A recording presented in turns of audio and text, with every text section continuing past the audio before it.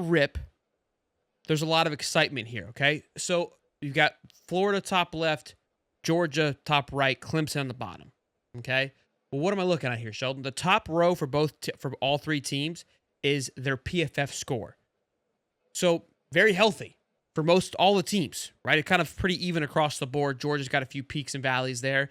Clemson's got a nice healthy base, okay? The bottom column, so the orange for Florida, the yellow for Georgia, and the purple for Clemson is your total snaps. And this is what got me really, really excited. And I felt like that our team was coming in with a lot of experience, and that speaks to what Napier and Co were doing last year. And so somebody called in the other night and was like, hey, how do you feel about, Micah Barora and Brian Taylor and these guys that are having to step up with Big Dez and replace Cam Jackson? I go, look, I'm not too concerned because of how much time they played. If you watch that Florida team, there's a lot of rotation going in and out, right? Not a lot of guys were kind of just left out there to die, essentially. And so I really think that's going to be a big difference maker this year, especially early on in the season, right? Where you're going to have a nice experienced line that's played together, that has cohesion together very early, versus like an LSU who's going to have they'll have some snaps, not necessarily together, but they'll have some snaps. They probably will have one of the higher snap rates too. We know that Jack Pyburn started and Patrick Payton started on the other side, previous FSU player, played a lot. That interior is very thin. I know the interior, though, is very young. And so that snap count is low, and I still will take Florida as the higher-rated guys for that as well. Now, keep in mind, these snaps are just from last year, not total, which I still think is more relevant than needed. So when you think about that, though, like the Tyreek Sapps, the George Gums, those guys really are going to skyrocket. Caleb Banks, who've been playing some heavy minutes over the last 2 years. I'll take a breath, catch some air. Cody, what are your thoughts on this? Does this excite you? Indifferent? What do you got from a big guy? It's kind of tough too, because obviously you want players that have played a lot of snaps. That's every team that has won a national championship lately has had that big veteran preference, correct? Yeah, we have to agree with that, right? Michigan and Ohio State had a lot of an older group for sure, and that's the thing is like, just you think about it, you compound those snaps when you get towards the back half of the season, right? Like that's where really you see the difference. Let's add a layer to this. What about the guys that were playing them? Also, you got to think TCU brought back a extremely veteran presence, right? They were all the COVID year guys. They were all fifth year super seniors, right?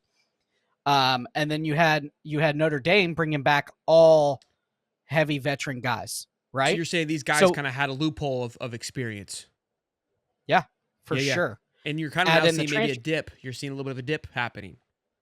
Yeah, add in the transfer portal, sprinkle the transfer portal in for a little magic there, the extra years from COVID. You had a lot of heavy veteran senior teams. Now, the thing is, the best thing about Florida is they did not bring in a bunch of transfer portal guys on that defensive line, because I love snaps and I love veteran guys, but you also need veteran guys that have been together the entire time. That cohesiveness, even on the defensive line. Offensive line is the most important, but defensive line is extremely important. You look at a defensive line that is very young and has a high uptick. You look at Oklahoma, but their line hasn't played a lot of snaps. They got one senior on the edge that's very, very good. I can't think of his name, but a lot of the guys are going to be sophomores this year. Yeah. As opposed to Florida, you have a nice blend. Georgia is going to be a young offensive line, or defensive line, I would say. Both sides. With the amount of talent they lost. This is a great year for the University of Florida to have an elite defensive line. Clemson, look at the snap count. They have a lot of returning starters also. South Carolina, they have a nice blend. They have the true sophomore edge. That's Dylan Stewart. That's unbelievable. But they also have some veteran guys blended in. It's not uber young like Georgia, like LSU has a blended line. I think they're pretty young though, because they've lost a lot of pieces. Texas, very, very young line at Texas. They have Colin Simmons, but they lost 10 players on that defensive line in the past 2 drafts. So I think that's going to have to propel Florida, just because the amount of veteran presence that is there. up the Yeah. list. Yeah, absolutely. And look, and when people ask, like, hey, what's your concern? We always point to that DB room. And that's one of the big things. It goes to experience. There's not a question mark on the talent side. It's young, so there Yeah. could be some question marks. But then I said it's sandwiched in between a lot of experience. When you go to the D line, we just talked about it. You go to that safety room with Jordan Castell, um, Bryce Thornton, Aaron Gates, Sharif Denson, kind of that nickel safety cornerback. Those guys carry a ton of snaps between the four of them. The linebacker room, I would say, is very young.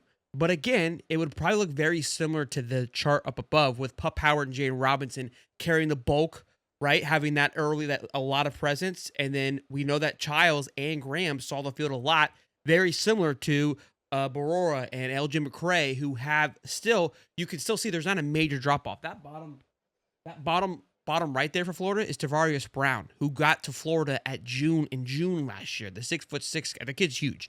I'm excited to see him maybe get some more playing time this year, but that's where he's at the bottom there. The other one is Elgin McCray, Micah Brewer, and then Brian Taylor Jr., who was that JUCO transfer that came in late. So again, he's a senior guy. He'll definitely see some more time and he'll see some experience. And look, this doesn't mean that Florida's going to be just light years ahead, because obviously there's still Clemson's D line has a lot of potential. There's a lot of talent on that defensive line.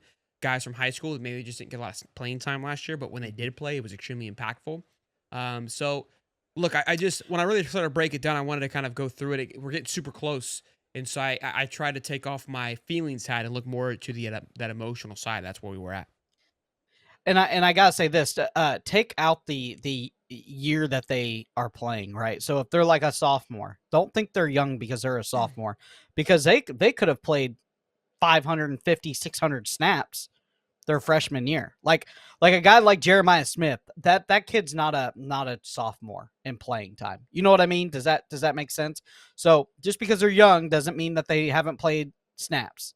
The best thing that with the DB room is, if you are good, Billy puts you on the field. These sophomores have, compared to the rest of college football, have a lot more playing time than what an average sophomore does. I would say the quality of sophomore playing time in Florida is very high in comparison. Again, you got your Jeremiah Smith, your Colin Simmons, but those guys were the elite of the elite in a class of their own. Yeah. But when you look at Florida's team, again, a lot of those guys have some playing time. They're comfortable on the football field. I wouldn't say Kermani's a sophomore, but he really kind of had this seemed like his true second year, because that first year at Colorado was, didn't play too much, but his true second year under Florida. It's not the greatest example, but because he is a junior, but I will say just because of his playing time. So look, really cool to look at. I was excited to see it, and I feel really confident about this team. And it's gonna be a great transition into that SEC rankings. And although Florida sits a little lower, I'm not mad about it. I kind of expected it, because we talked about it on Monday Mashup. Hey, who's going to be the Dark Knight team that really kind of catches in people's eyes? And I want to say that I won, because I picked South Carolina, and they jumped on a lot of people's boards. And I think Lenora Sellers brought that swagger. And I think the way that Beamer talked, which I said, he doesn't really hide his cards very well. I think it kind of had people look for a second. When you look at that South Carolina team, it's thick. It's coming back with a vengeance. Real quick, let's read the super chat and we'll dive into that. If you ain't a Gator podcast, which will be live on Tuesday, we will Hightop. Says, let's go Gators. If you ain't a Gator, let's go Gators. Absolutely, man.